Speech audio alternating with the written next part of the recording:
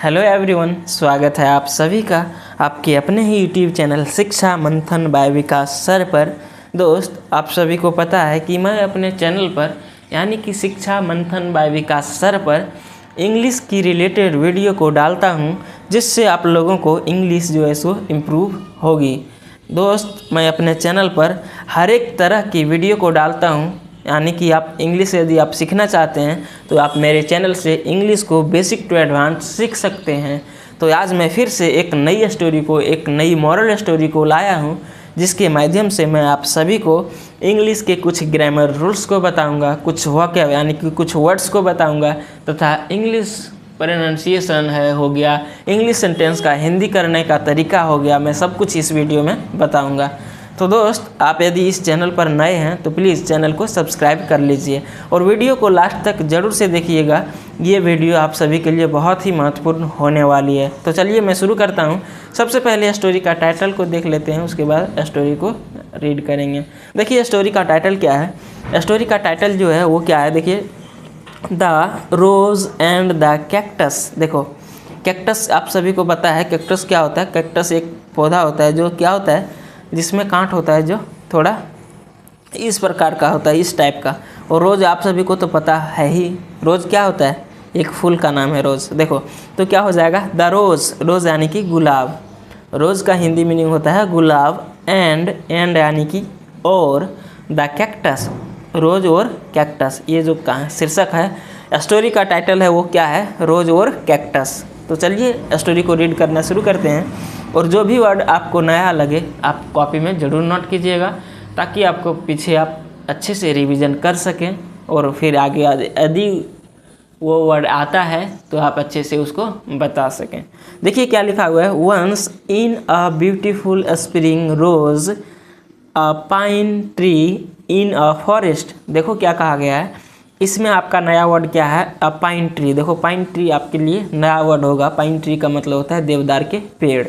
Spring मतलब होता है वसंत ऋतु। ब्यूटीफुल यानी कि खूबसूरत। रोज़, देखो रोज़ मतलब गुलाब यहाँ नहीं होगा। ये रोज़ जो है वो ये वर्ब की सेकेंड फॉर्म है, और ये जो रोज़ है ये नाउन है। दोनों में क्या डिफरेंस है देख लीजिए। इंग्लिश का यही कहानी है, यहाँ रोज़ जो आया है वो नाउन है, और यहाँ जो रोज़ आया है ये वर्ब की सेकेंड फॉर्म है। तो ये जानने के लिए भाई आपको वीडियो को लास्ट तक देखना पड़ेगा, रेगुलर वीडियो देखना पड़ेगा, तब आपको पता चलेगा ये वर्ब है या ये फिर नाउन है। देखिए एक वर्ड होता है राइज, आपको बता देता हूँ। राइज, राइज मतलब क्या होता है, युगना। इसका सेकंड फॉर्म होता है रोज, है ना, और इसका थर्ड फॉर्म होता है राइजेन। तो ये जो होता है, ये रोज जो होता है, ये रोज और ये रोज दोनों सेम, प्रोनाउंसिएशंस भी सेम है, लेकिन ये जो है सो वर्ब है और ये नाउन है। तो आपको जब आप देखेंगे, प्रैक्टिस करेंगे, तो आपको पता चल जाएगा कि कहाँ जो आया है रोज वो वर्ब है, कहाँ आया है वो नाउन है।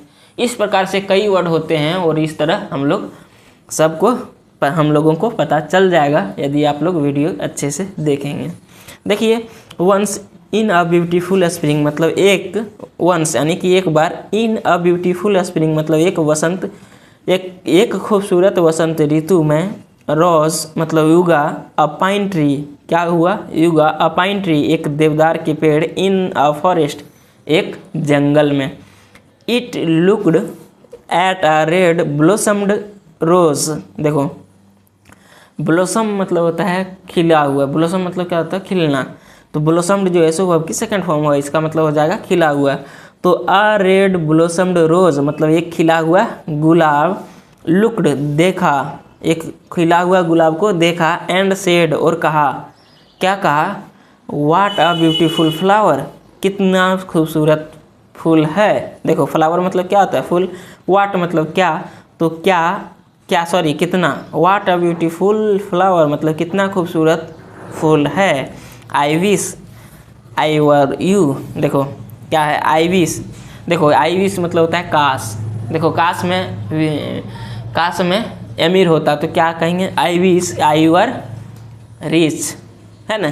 तो यहाँ लगा हुआ है काश, आई विश काश आई वर यू, काश मैं तुम्हारे जगह होता। द रोज सेड, रोज ने कहा, इट सीम्स ऐसा लगता है, that I am the most beautiful plants देखो द रोज सेड रोज ने कहा, गुलाब ने कहा, इट सीम्स ऐसा लगता है, ऐसा प्रतीत होता है, सीम मतलब होता है प्रतीत होना, तो ऐसा प्रतीत होता है, ऐसा लगता है डैट कि आई am the most beautiful plant, मैं सबसे मोस्ट यानी कि सबसे ज़्यादा, तो मैं सबसे खूबसूरत पौधे हूँ, ऐसा लगता है कि मैं सबसे खूबसूरत पौधे हूँ। देन यानी कि उसके बाद a sunflower raising its head said there were many plants including the rose which were beautiful. देखिए क्या कहा गया है।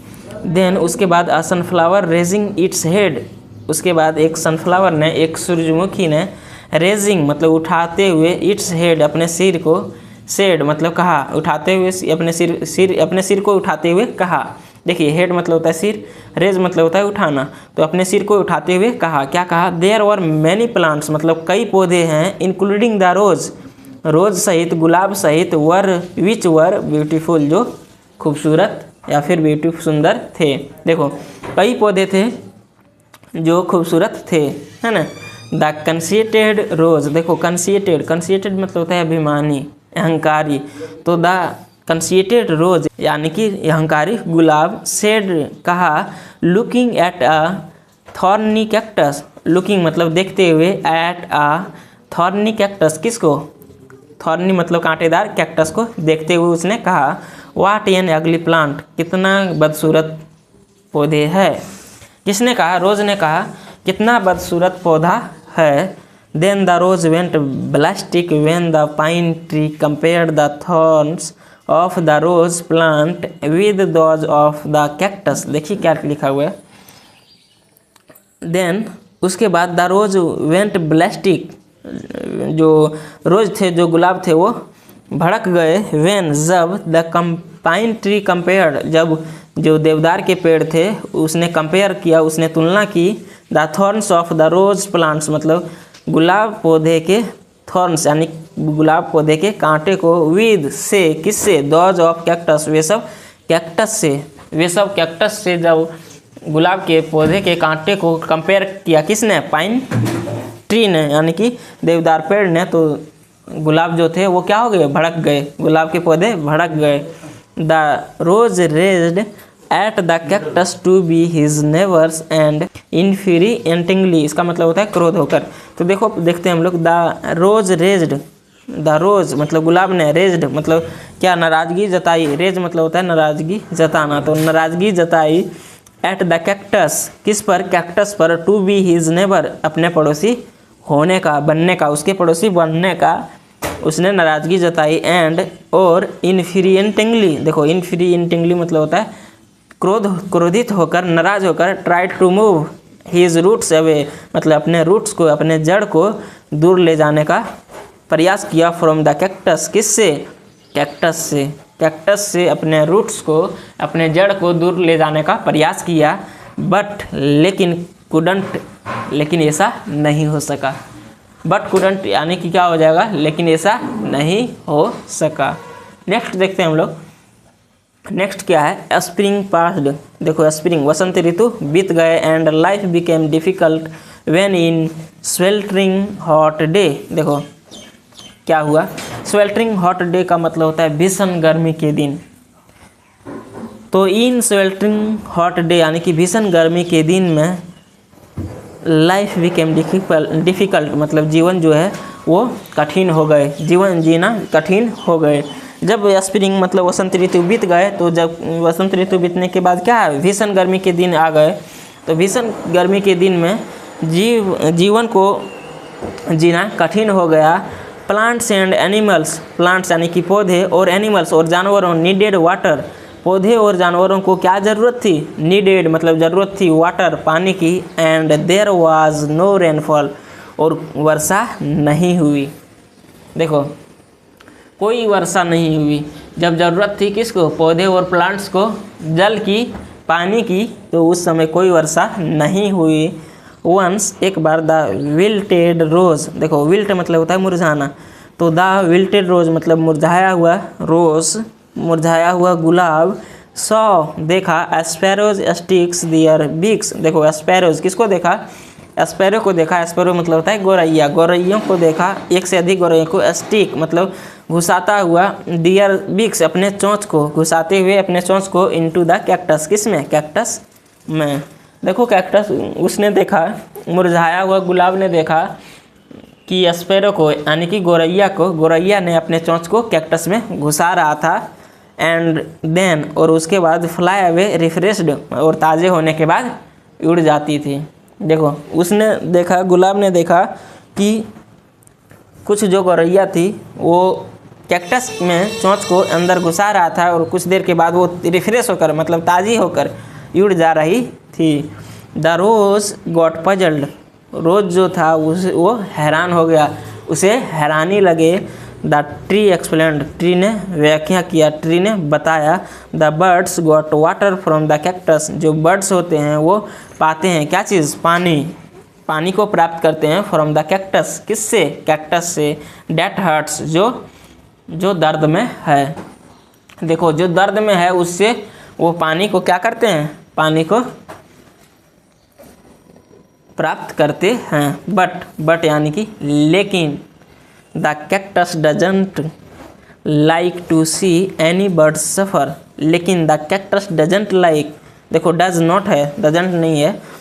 The cactus does not like मतलब कैक्टस नहीं पसंद करते हैं, टू सी मतलब देखना, एनी बर्ड सफ़र कोई भी चिड़िया को क्या, सफ़र यानी पीड़ित, कोई भी चिड़िया को पीड़ित देखना पसंद नहीं करती है, कौन, कैक्टस ने। The rose blushed with shame, देखो द रोज़ मतलब गुलाब, ब्लस्ड विद सेम, देखो सेम से यानी कि शर्म से लाल हो गया। जो रोज़ था वो शर्म से कैसा हो गया, लाल हो गया। क्यों लाल हो गया, क्योंकि जब ये गर्म भीषण के दिन आया, जब बहुत गर्मी पड़ने लगी तो पौधे को और किसको, एनिमल्स को, जानवरों को पानी की ज़रूरत होती थी और वो पानी कौन देता था, वो पानी कैक्टस के पेड़ देते थे। और इसने बोला कितना बदसूरत पेड़ है, कितना बदसूरत पौधा है, कौन, कैक्टस।